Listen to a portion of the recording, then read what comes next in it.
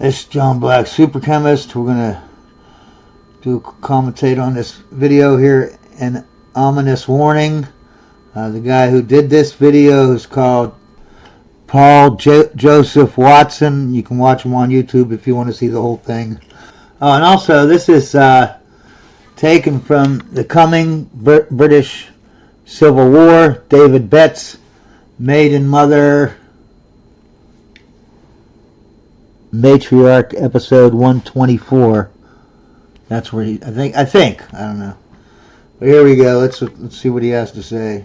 People missed this and the news media didn't even cover it. But given the ominous nature of what this man is predicting, it behooves us all to sit up and take notice. The main threat to the security and prosperity of the West generally, and the UK specifically now, is civil war, not external war. Okay, that got my attention. Professor David Betts, who has advised both the UK and US governments, explains the primary factor in fostering conditions for mass unrest in the UK. Multiculturalism was a disaster for the country, that it was leading to a society that was ghettoized. And that thanks to open borders, the state is destroying its own legitimacy. The major problem of government is this destruction of legitimacy. In addition to the grooming gang outrage, more importantly and much more corrosively are the industrial rape gang revelations, which are ongoing, that have had the effect, which will increase and become even more apparent, of draining out whatever residual social capital existed. Which has strong historical parallels. There's even echoes, I think. I mean, I'm surprised that we don't hear a lot more about the Boudicca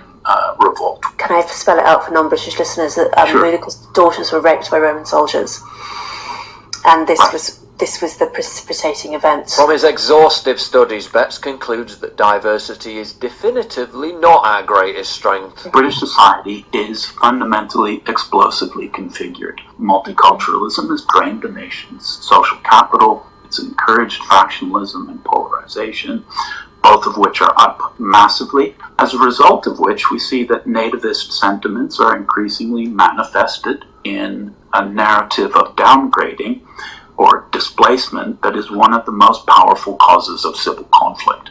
The recent headlines surrounding the rape gangs or the murders of children, terrorism and the like feed this narrative of downgrading absolutely perfectly. They align with that idea. And could actually be the catalyst for our downfall. Primarily, the one in the which is most evident now on account of recent events, is the failure to secure the country, the failure to secure its borders against what can only be described as a large-scale border raid, and the failure to protect children, the most vulnerable people in our society, from the most extraordinary and grotesque predation on very large scale. Leading to a form of civil war based on geographical and demographic divides. The coming civil war that I imagine will have initially the qualities of a Latin American dirty war,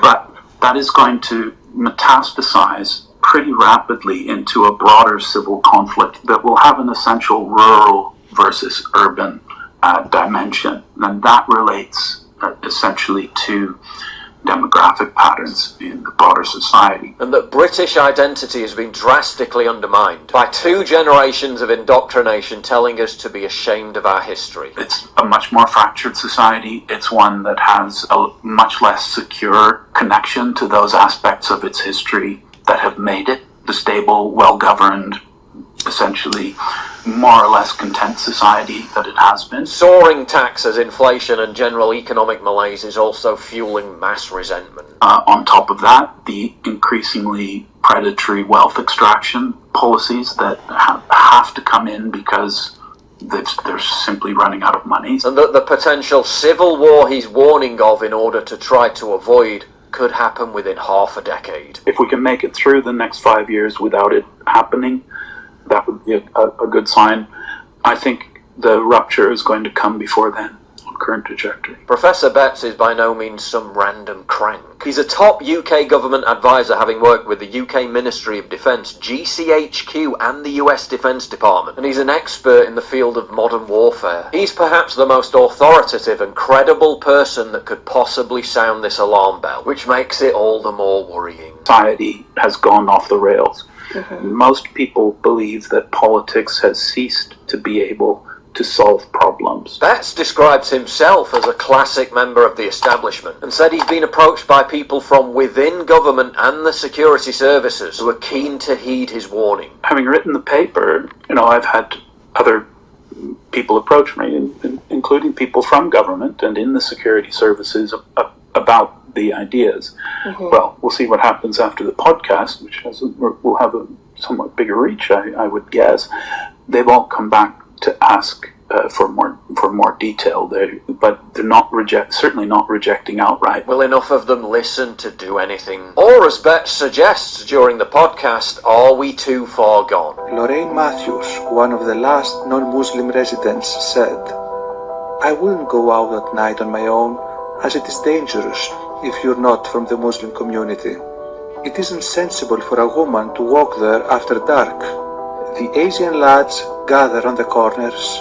They make you feel intimidated because they don't respect white women." New sentencing guidelines just dropped suggesting ethnic minorities could receive lighter punishments for the same crimes as British natives. Ethnic minorities could receive lighter punishments for the same crimes as British natives. Guidelines just dropped suggesting ethnic minorities could receive lighter punishments for the same crimes as British natives. The official enshrinement of a two-tier justice system. You've got the two-tier justice system, a highly politicized judiciary, increasingly partisan and frankly incompetent police service. Basic law and order feels like it's evaporating.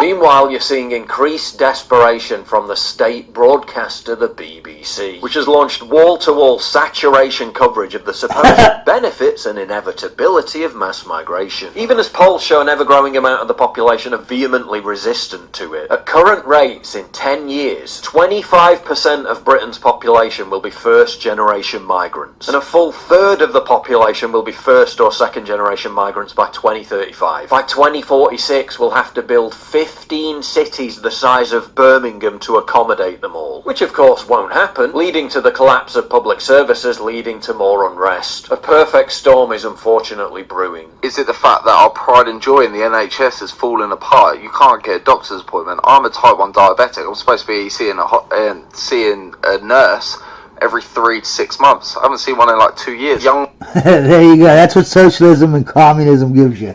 That's the free care that you get. People can't afford to get on the property ladder anymore, and social housing is being used up by illegal immigrants. Taxes have got so high that even when you work your ass off, you still feel poor. There's so many reasons why this country is falling apart, and there are so many reasons why civil unrest could be a lot closer than we think. But it doesn't have to be this way. Look at Sweden, the last country on earth you'd expect to be setting the example. They're now deporting more migrants than they import. And look at Denmark, after imposing strict immigration controls to prevent the growth of parallel societies, leading to the demolition of migrant ghettos, and a law which said areas of the country must not have a non-Western population over 30%. Denmark has literally already reversed mass immigration. Denmark's population aged 0 to 19 is more Danish than the total population, and 0 to 4 even more so. If you include European immigrants, Denmark's babies are currently 85.9% Danish and 89.7% European. If two uber socially progressive Scandinavian countries can do it, why can't we? Not to be overly doomer, but many are saying that the 2029 election is our last chance, if we can even make it to that point. I really They don't have a Trump, so they are doomed. Doomed. do not want this to occur, but I also can't look away, or I can't not see what I see. I think that we're going to get in a war with the UK before you know it. It's going to be the Muslims against the United States.